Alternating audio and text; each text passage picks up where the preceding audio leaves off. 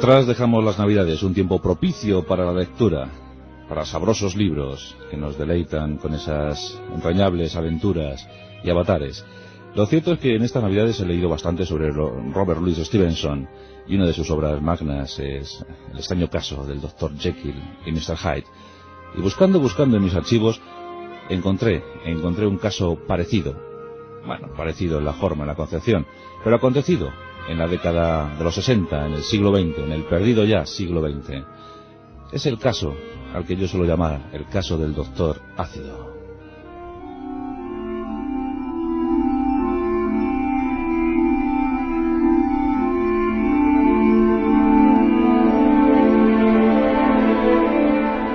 Cuando los doctores diagnosticaron el caso de Yesa de Kaplani, fueron muy firmes en la sentencia. Sufre esquizofrenia paranoide. Tiene un trastorno severo de la personalidad. Mejor dicho, tiene dos personalidades diferenciadas que opera cada una por su cuenta. Eso es lo que dijeron los médicos, pero sospecho que en el caso de Yesa había algo más. Yesa de Kaplani era un anestesista, y hasta los 36 años, pues nada hizo ver que tuviera alguna anomalía en su comportamiento. Nada hacía pensar que en su cerebro se estaban maquinando las tramas más enrevesadas. La historia de Yesa es la historia de otros muchos psico-killers. Lo cierto es que a este le pararon en el primer crimen, pero es una narración que vamos a comentar esta noche.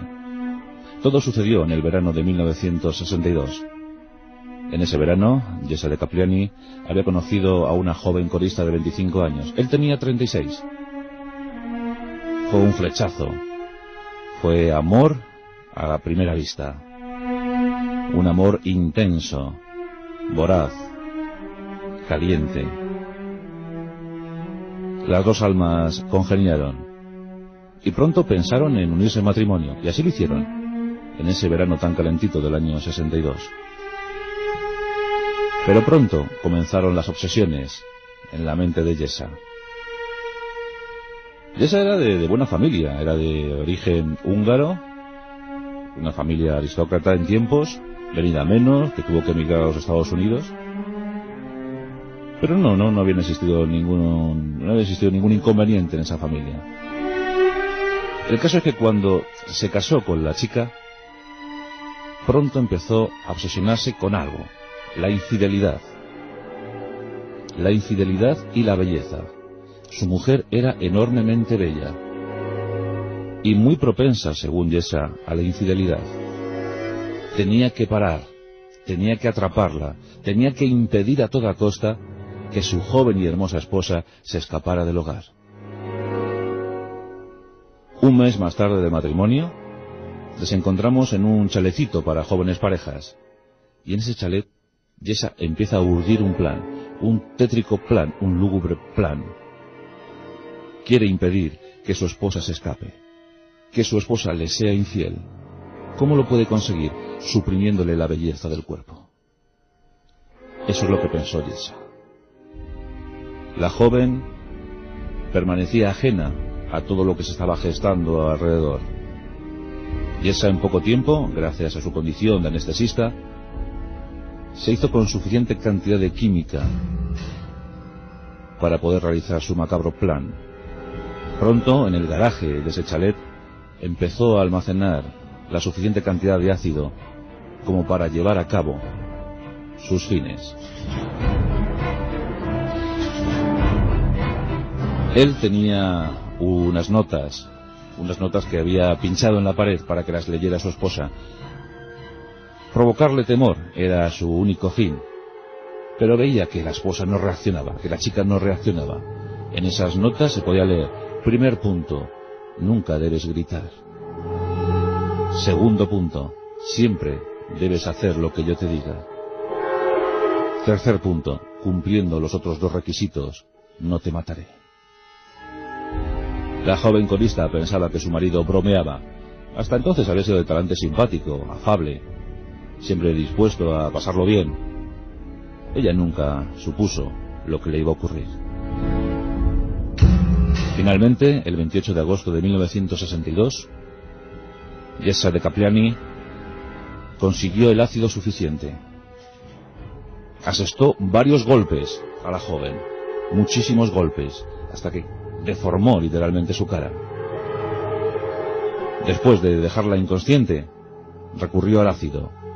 Trajo una bombona de ácido y empezó a esparcir ese ácido por la cara, los senos y los genitales de la joven. La operación fue lenta y pausada. Lo hizo de forma tranquila, siendo consciente de lo que estaba realizando. En el fondo era un bien para ella, le estaba suprimiendo la belleza, le estaba eliminando la belleza del cuerpo. Eso conseguiría que siempre permaneciera fiel a él, a Yessa, al único que debía amarla. Y aquí le tenemos, desfigurando el rostro de la joven, desfigurando los senos y los genitales. Las quemaduras fueron de alto calibre. Un 60% del cuerpo de la joven fue quemado, con quemaduras de tercer grado. Rápidamente los escasos vecinos sospecharon algo, los movimientos, los golpes. Todo eso les hizo pensar que algo estaba ocurriendo en el chalet del joven matrimonio. Llamaron a la policía y ésta intervino rápidamente. Se presentó en el domicilio y pilló infraganti al asesino. Cuando le sacaron esposado de aquella casa, miraba triunfante a todo el mundo. Había conseguido su propósito. Por fin, su mujer estaría junto a él para siempre, para toda la eternidad. La belleza de ésta no le impediría escaparse.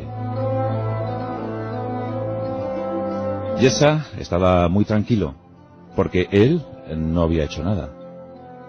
Pero ¿cómo podía decir que no había hecho nada? Si la joven estaba allí debatiéndose entre la vida y la muerte. Rápidamente, 9 médicos, 9 cirujanos se ofrecieron de forma gratuita para intentar salvar a la joven. El esfuerzo fue en vano. Después de múltiples y denodados esfuerzos, la joven murió. La última escena la vemos con la madre de la joven rezando a los pies de la cama. El cuerpo horriblemente desfigurado. El juicio se planteó en enero del año 1963. La condena iba a ser muy dura. Yessa de Kapliani había sido sometido a los más rigurosos exámenes médicos. Los psiquiatras dijeron que sufría esquizofrenia paranoide. Y es más, tenía doble personalidad. 2 personalidades. Y cada una de ellas operaba por su cuenta. No se sabía muy bien en qué momento una de las personalidades se adueñaba de la otra. Él decía que estaba poseído por el alma de un alter ego muy peculiar, Pierre Laroche. Y empezó a explicar porque al principio él se declaró inocente, que él no había cometido ningún crimen, pero luego empezó a explicar que Pierre se había adueñado de la situación y que había empezado a golpear a su esposa, y que él lo veía todo de forma y manera inmutable. No podía hacer nada ante las acciones de Pierre. Pierre estaba decidido a acabar con eso, y él no podía hacer nada, no podía parar a Pierre Laroche. Por tanto, la doble personalidad se presenta aquí. 2 almas en el mismo cuerpo. Lo que uno era incapaz de hacer, el otro lo terminaba, el otro lo hacía, el otro lo elaboraba. Le enseñaron una foto a Yessa. En la foto se veía la cara horriblemente desfigurada de la joven. La piel le caía a jirones. Un rostro casi cadavérico, de color marrón oscuro, como el del cuero curtido. Yessa retrocedió, horrorizado, y dijo que él no había sido, que había sido Pierre Laroche. A los 35 días del juicio, el jurado elevó la sentencia. Y esta fue tremenda. Sentenciado a cadena perpetua. Yessa de Kapliani pasaría el resto de su vida en la cárcel. Pero su excelente comportamiento, porque claro, en el tiempo carcelario, en el tiempo que estuvo en penitenciaría, el que estuvo allí era Yesa, no era Pierre, no era el alma mala, no era el alma negra, no era el lado oscuro. Pues Yesa se portó tan bien que los psiquiatras decidieron que su situación se había aliviado notablemente y que su enfermedad había disminuido, había retrocedido. Los efectos de esa enfermedad habían retrocedido. Pierre no había aparecido en muchos años. En 1975, un tribunal decide darle una nueva oportunidad. Fue una decisión muy controvertida, un debate tremendo. Incluso el director, el presidente de ese tribunal, dimitió, porque el tribunal decidió, en 1975, darle una libertad vigilada, una libertad condicional. Yesa, muy arrepentido, decidió hacerse misionero. Y hacia Taiwán se fue. Allí trabajaría como misionero. Le habían conseguido un trabajo como aprendiz de cardiólogo.